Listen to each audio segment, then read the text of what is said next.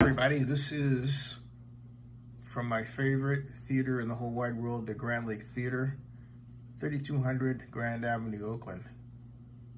This is another soon-to-be legendary marquee from its owner and my friend Alan Michon.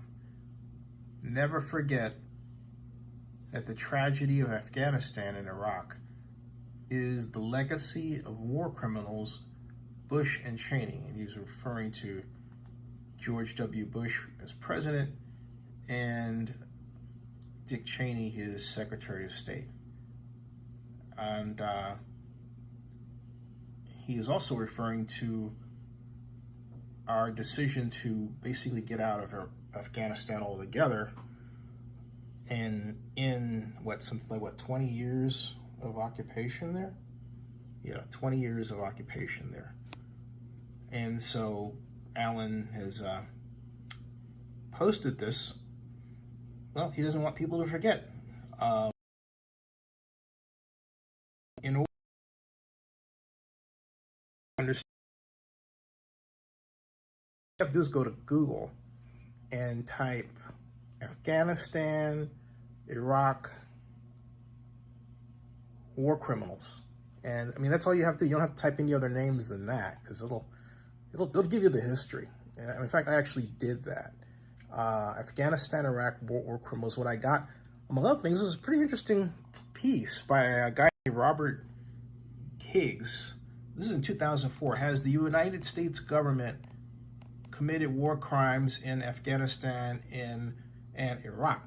And without giving away too much of it, that's actually in the independent.org. And it's been seen 365 times.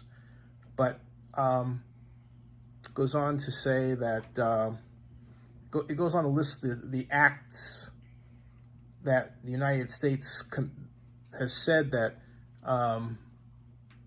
that the Axis powers did to us. And they were war crimes. That was in August 8th, 1945, right? And then he goes on to say that if today's U.S. government were to put itself on trial on the same basis it had employed to try the Nazis at Nuremberg for actions taken in Afghanistan and Iraq in recent years, now this is 2004, okay? He says it might have to convict itself, if only for the sake of consistency. Justice is no respecter of person. Can anyone sincerely maintain that what was a crime for Hermann Goering and Alfred Jodl is not equally a crime for Donald Rumsfeld and Dick Cheney? And then he goes on to write, evidently, leaders of the Bush administration have given serious consideration to the possibility that their actions might lead to an indictment for war crimes. And they have taken legal measures to minimize their exposure to such prosecution. In a January 25th, 2002 memorandum obtained and publicly put out recently by Newsweek, Alberto R. Gonzalez, counsel to the president, outlined the pros and cons of the government's decision about the treatment of prisoners in the so-called war on terrorism.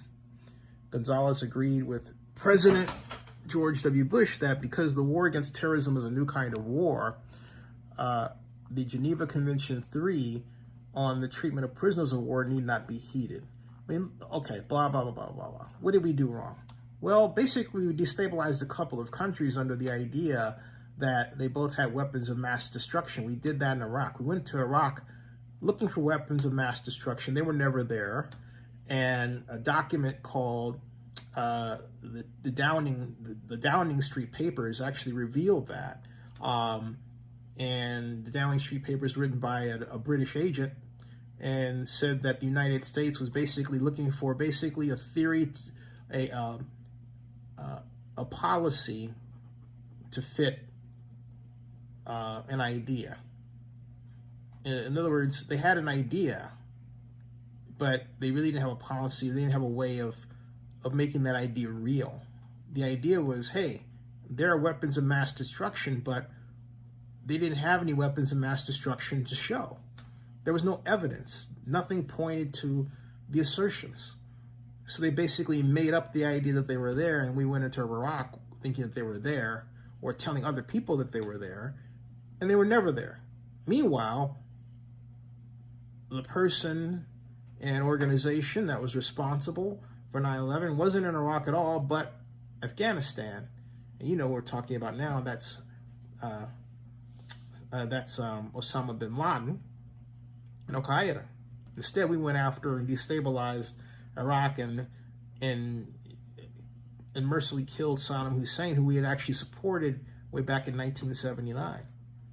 So all the events around that are basically war crimes. That's what Higgs is referring to in this article, and that's what Allen is referring to on the Grand Lake Theater Marquee. So there you go. Not a proud moment in American history, and Allen wants everybody to remember that. Subscribe to Zinni62 and bookmark oaklandnewsnow.com.